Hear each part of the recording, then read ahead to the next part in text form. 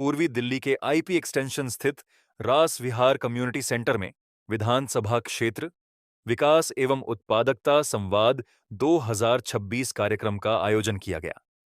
यह कार्यक्रम resource council और रास विहार आरडब्ल्यूए के सहयोग से आयोजित हुआ, जिसमें करीब 50 जागरूक नागरिकों, वरिष्ठ नागरिकों, आरडब्ल्यूए प्रतिनिधियों और समाज सेवियों ने भाग लिया। कार्यक्रम का उद्देश्य स्थानीय स्तर पर विकास, संसाधन प्रबंधन और नागरिक सहभागिता को बढ़ावा देने को लेकर विचार विमर्श करना रहा।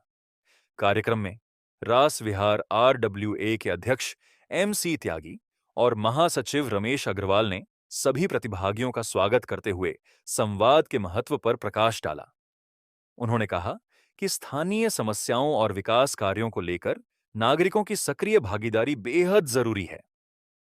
कार्यक्रम के मुख्य वक्ता और रिसोर्स काउंसिल के फाउंडर प्रेसिडेंट सुनील कुमार गुप्ता ने resource management, productivity, waste reduction और डेटा मैनेजमेंट जैसे विषयों पर विस्तार से अपने विचार रखे।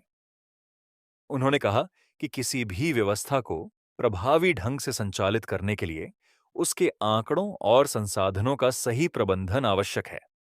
उन्होंने कहा, यदि किसी चीज को मापा नहीं जा सकता, तो उसे प्रभावी तरीके से मैनेज भी नहीं किया जा सकता।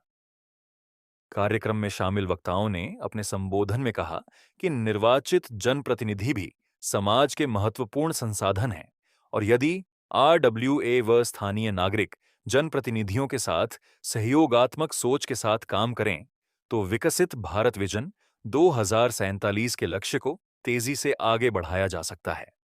उन्होंने रिसोर्स काउंसिल के vision productive India, prosperous India, happy Indians पर भी विस्तार से चर्चा की। कार्यक्रम के दौरान प्रतिभागियों ने स्थानीय विकास, नागरिक सुविधाओं और बेहतर प्रशासनिक समन्वय को लेकर अपने सुझाव भी साझा किए।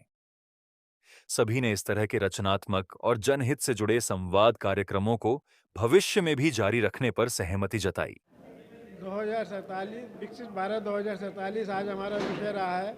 ये विचार गोष्ठी हमारी Sunil Kumar Gupta, founder resource council के सानिध्य में रखी गई है और इसके अंदर हमारा जो विचार है, हमारा विचार देश को और दिल्ली जैसी जगह को, जो दिल्ली की कैपिटल है, उसको कैसे विकसित बनाना है, उसको लेके हमने विचार गोष्ठी करी। इसमें हम सभी वरिष्ठ नागरिकों ने हिस्सा लिया और इस विचार गोष्ठी के ऊपर जो भी विचार विमर्श होगा हम उसके ऊपर आगे कार्य करेंगे। तो अगर हम रिसोर्स यूटिलाइजेशन की बात करें, इसको मैं अब और आगे, क्योंकि ये बात है करीब 14 साल पुरानी, इस बीच में हमने बहुत कुछ पढ़ा या जो देखा, उसके चलते एक चीज़ आके फ्रीज हो रही है।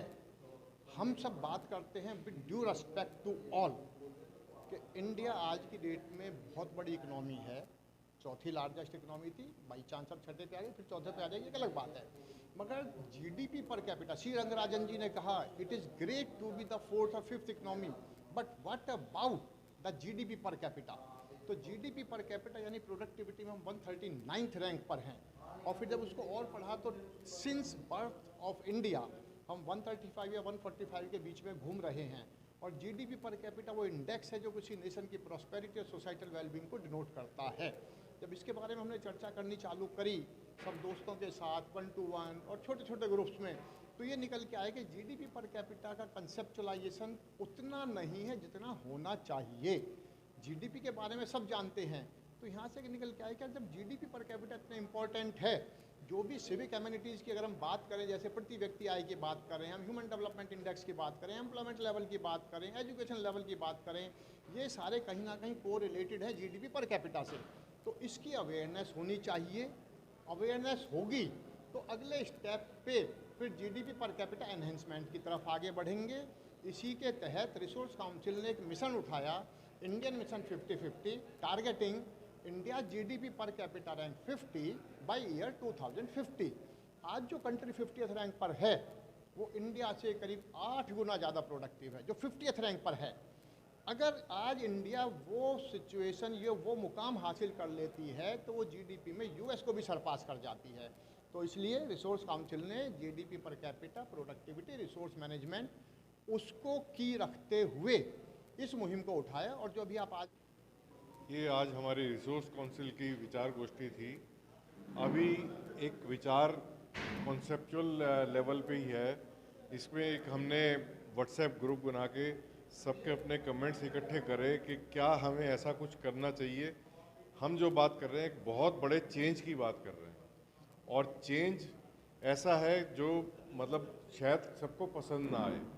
हम चाह रहे हैं कि विकसित भारत तब होगा जब एक विकसित राज्य होगा, विकसित राज्य की एक विकसित कॉन्स्टिट्यूंसी होगी, उस कॉन्स्टिट्यूंसी की एक छोटी सी कॉलोनी विकसित होगी, छोटा पैरामीटर एक कॉलोनी का है, वहाँ से शुरुआत होगी, तभी हम आगे चल के बढ़ सकते हैं। मैं एन.के. शर्मा हूँ, रोहिणी से यहाँ पे आया हूँ इस गोष्ठी में। तो मेन जो रिसोर्स काउंसिल की जो फॉर्मेशन है ना, उसका मेन ऑब्जेक्ट यही है कि भाई नेचर के जो रिसोर्स और मैन द्वारा जनरेटेड जितने रिसोर्स हैं उनका हम मैक्सिमम ऑप्टिमम यूटिलाइजेशन कैसे करें, और उन रिसोर्सेज को जो हमारा एक विज़न हमारे माननीय प्रधानमंत्री जी ने दिया है विकसित भारत का, इसी तरह विकसित दिल्ली का, हर स्टेट की विकसित स्टेट के बारे में जो बोला गया है, तो हमारा यहाँ पे बैठ के डिस्कशन का पर्पज़ यही था कि वो पैरामीटर्स हम अपने जो एग्जिस्टिंग रिसोर्स हैं उनके साथ लगा के कैसे उसका यूटिलाइजेशन करके उसमें विकसित भारत में हम भागीदारी बन सकें। धन्यवाद। त्यागी प्रेसिडेंट रासविहार। जी सर, त्यागी जी क्या कहना चाहेंगे, इस तरीके के आयोजन कितना ज़रूरी है समाज के लिए? ये बहुत ही एक अच्छा विषय जो रिसोर्स काउंसिल है गुप्ता जी के द्वारा शुरू की गई है, बहुत ही अच्छा विषय उन्होंने चुना कि ओवरऑल डेवलपमेंट होना चाहिए। जो हमारे रिप्रेजेंटेटिव्स हैं जो चुन के आते हैं वो कुछ क्षेत्रीय समस्याओं पे तो ध्यान देते हैं, लेकिन और भी भारत अगर विकसित होगा तो बहुत सारी बातें उनको साथ लेके चलनी पड़ेंगी। शिक्षा के क्षेत्र में क्या विकास हो रहा है, बाकी और किस तरह का डेवलपमेंट हो रहा है, तो सारा ही कुछ उनको ध्यान रखना पड़ेगा, सोचना पड़ेगा। और हमको भी, जनता को भी उनसे पूछना पड़ेगा कि भाई छोटी छोटी बातें के अलावा कुछ ऐसी बातें हों जिससे देश में प्रगति हो, जिससे तरक्की हो, देश के अंदर तरक्की हो।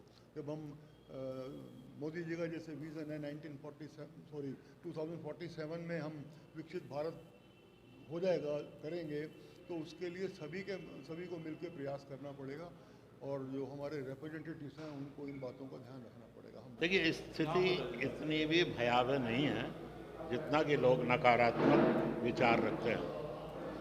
रामधारी सिंह दिनकर ने एक चैप्टर लिखा था हिम्मत और जिंदगी, जिसमें उन्होंने इस बात का उत्तर दिया है कि एक रिक्शे वाला, एक पान वाला कहता है कि मैं देश के लिए क्या कर सकता हूँ, वह भी बहुत कुछ कर सकता है। यदि उसकी पान की दुकान पर 4 आदमी आकर के देश के विपरीत बोलते हैं और वह उन्हें यदि रोक देता है तो वह अपने देश का शक्ति बोध बढ़ाता है। और यदि पान की पीक करने से रोकता है, किसी प्रकार का तम्बाकू का छिलका फेंकने से रोकता है, तो वह अपने देश का सौंदर्य बोध बढ़ाता है। 90s में मैं आनंद विहार रहता था। मुझे एक फ़ोन कॉल सस्ती दरों पर करने के लिए रात को 1.5 घंटे वेट करना पड़ता था, और मैं सोचा करता था कि ये तो भाई फ़ोन जैसी चीज़ ऐसी है कि एक कॉइन कहीं भी डालो और कहीं भी कर लो। आज कितनी स्थिति इम्प्रूव्ड है कि कहीं से भी करते हैं फ़ोन, सिर्फ 1 रुपये में हो जाता है, और वो भी फ्री हो जाता है व्हाट्सएप पर, सिवाय नेट का थोड़ा बहुत पैसा लगता है। समस्या का समाधान क्या होना चाहिए, ये मैंने अपने विचार पहले भी व्यक्त किए थे भाषणों में, कि जनसंख्या को नियंत्रित किया जाए। जब आप संसद में सांसदों की संख्या बढ़ा रहे हैं तो जनसंख्या को क्यों नहीं कम कर रहे?